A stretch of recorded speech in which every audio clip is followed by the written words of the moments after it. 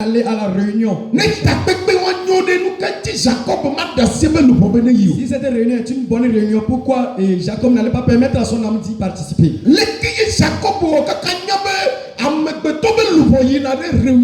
Comment Jacob a su que l'âme d'une personne participe à une réunion?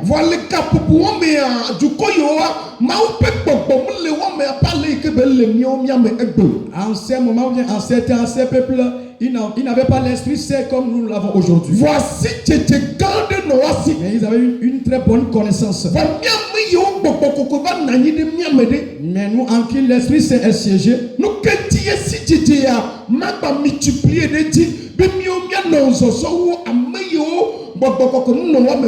pourquoi cette connaissance ne veut pas être multipliée plus que ceux en qui l'esprit n'avait pas dominé? Ah, cela vient de Dieu ou bien de moi? Ça vient de l'esprit ou bien de qui? Bien-aimé en Christ. Tu dois te réveiller dans ton sommeil. Alléluia. Maintenant, dis-moi, l'esprit est venu.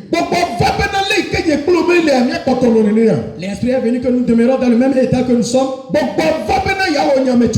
L'esprit est venu pour prendre une décision.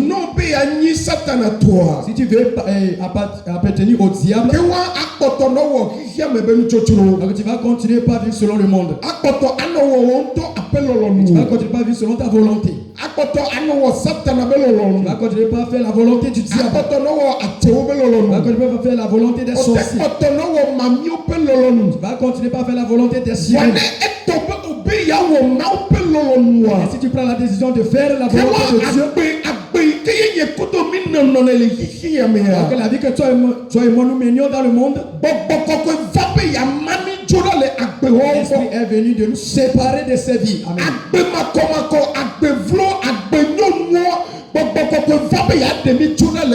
Ces vies abominables, méchantes, le Saint-Esprit est venu pour nous séparer de ces vies-là. Mais si on t'appelle chrétien, il va y avoir une grande différence entre toi et ceux du monde.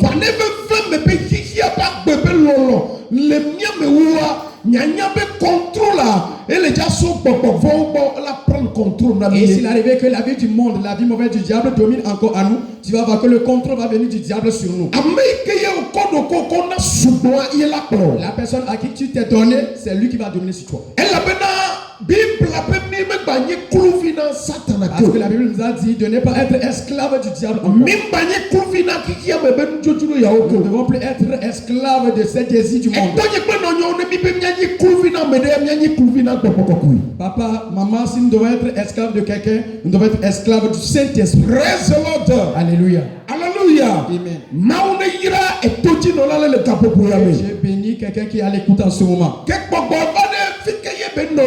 Et l'esprit là, il demeure où? Et si les esprits maléfiques viennent, ils s'assiedent où? Et si l'esprit saint vient, il demeure où? Nous devons savoir que les démons ont une place en nous. De la même façon, pour le Saint-Esprit, s'il vient, il a une place en nous.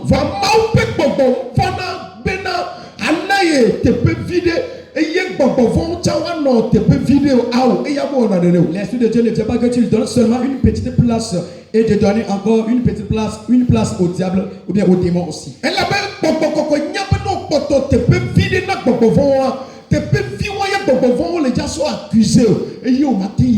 Parce que le Saint-Esprit sait que si tu réserves une petite place au démon, c'est sur cette place qu'ils vont se tenir pour t'empêcher ou bien pour t'accuser à aller au paradis. C'est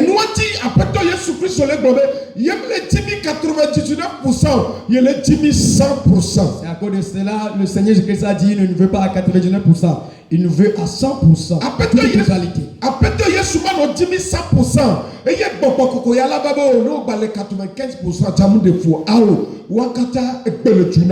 Et Jésus-Christ et le Saint-Esprit, ils ont une même parole que nous devons être en toute totalité à eux. Nous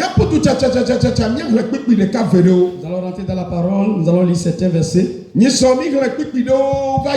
fois nous avons lu certains versets. Alléluia. Amen. Alléluia. Amen. 1 Corinthiens 3, verset 16 à 17. 1 Corinthiens 3, verset 16 à 17. Tcha. rapidement. Verset 1 Corinthiens 3, verset 16 à 17.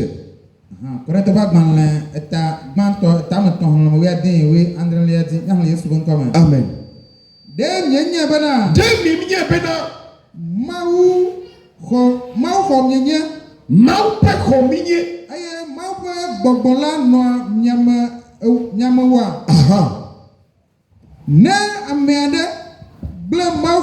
Oui. Mau la ble eyama. Ela bena. Mau kola le kokui. Esiameu pa meui miominye. Oui. Verset 18. Verset 17. Evo, français avec moi. Amen. Et la parole de Dieu dit dans 1 Corinthiens 3, à partir du verset 16 à 17. Oui. Ne savez-vous pas que vous êtes le temple de Dieu et que l'Esprit de Dieu habite en vous? Si quelqu'un détruit le temple de Dieu, oui, Dieu le détruira. Car le temple de Dieu est saint. Oui. Et c'est ce que vous êtes. Même où déclarer le temple de Dieu est le saint. Si Dieu a déclaré le temple de Dieu saint, non, si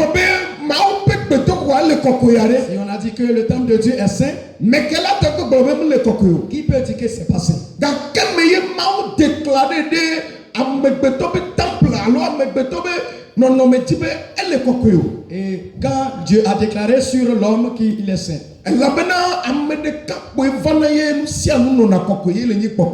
et c'est une seule personne qui vient et tout prend la forme de la sainteté. Du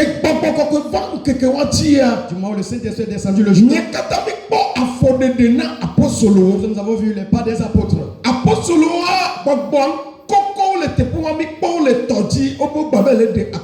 Et le Seigneur n'était pas descendu sur eux. On nous a encore dit qu'ils sont encore allés sur la mer en train de pêcher.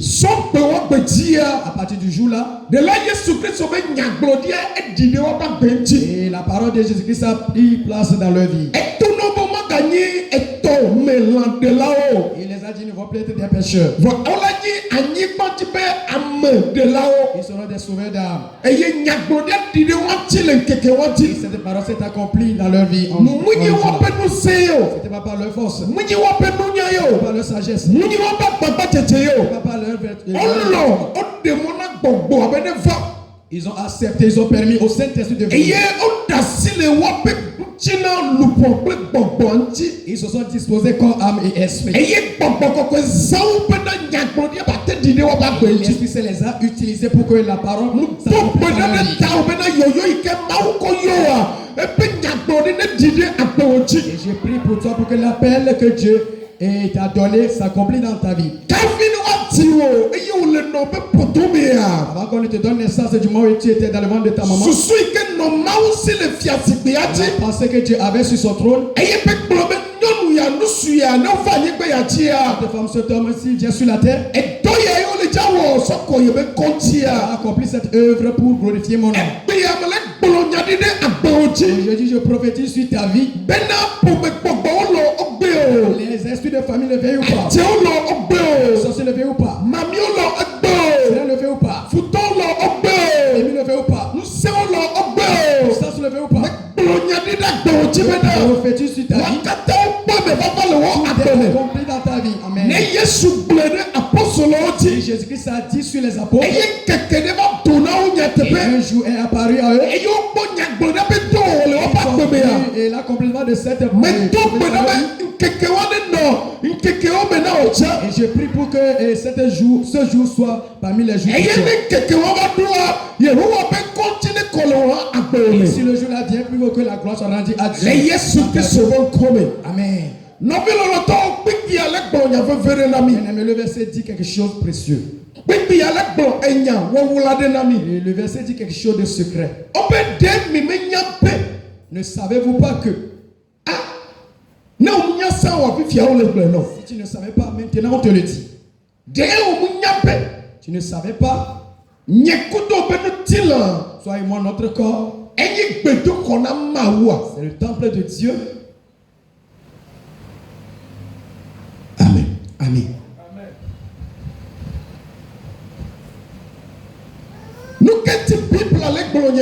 Pourquoi la Bible dit ceci? Dieu a mis une place en l'homme. Le diable n'a jamais eu l'idée. Celui qui est le saint des saints,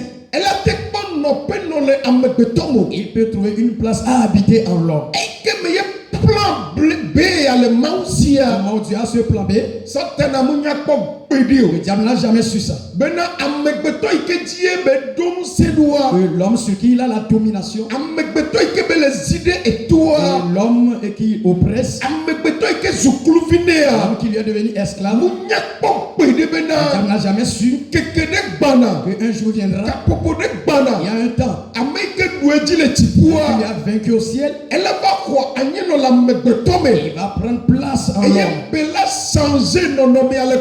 Et l'aspect va être changé en esprit. Nous tous qui sommes esclaves du diable avant, et Jésus-Christ nous a changé pour être esclaves à lui seul.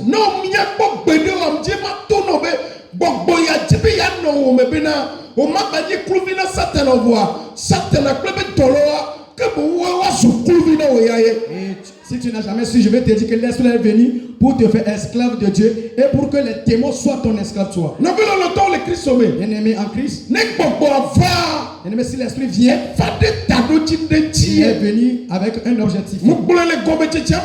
J'avais dit au commencement, il va mettre une séparation. Ceux qui appartiennent à Dieu entre ceux qui appartiennent au Satan. Maintenant il a laissé l'homme et tout homme doit faire son choix. Il doit permettre à l'esprit de Dieu de prendre place en lui. Bien-aimé, tu dois donner place à l'esprit de Dieu de prendre place en toi. La Bible a dit du moment où les apôtres ont reçu cet esprit,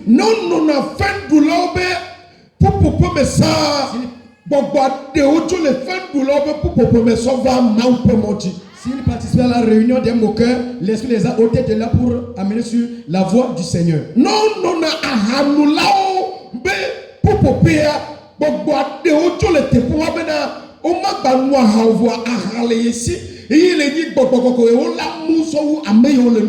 S'ils participaient à la réunion et des buveurs, l'esprit les a ôtés de là pour être maintenant ivres du Saint-Esprit. Ce qui est le désir de l'homme, et Dieu ne prend pas plaisir. L'esprit est venu ôter toute personne de là. Avec cette idée, pour les conduire dans l'idée ou dans le plan de Dieu lui seul. Bien aimé, et le ciel c'est une manière de vivre. Si toi tu veux vivre selon ta volonté, ou te conduis toi-même. Jamais je ne suis pas d'accord que tu vas trouver la voie du ciel pour vivre. Et si c'est le Saint-Esprit qui va te conduire, lui il est venu du ciel. Il connaît le chemin pour retourner. Et c'est lui qui va nous conduire, toi et moi, pour y aller. Entre les deux. Et nous allons faire le choix sur qui? Nous allons nous conduire nous-mêmes. Ou bien l'Esprit de Dieu va nous conduire. Si tu veux te conduire toi-même, il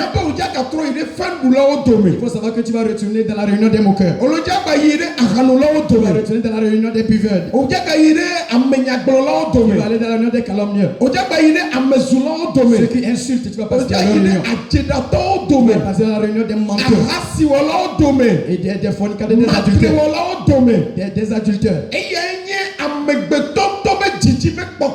Ceci est le désir de l'homme, sa conduite lui-même.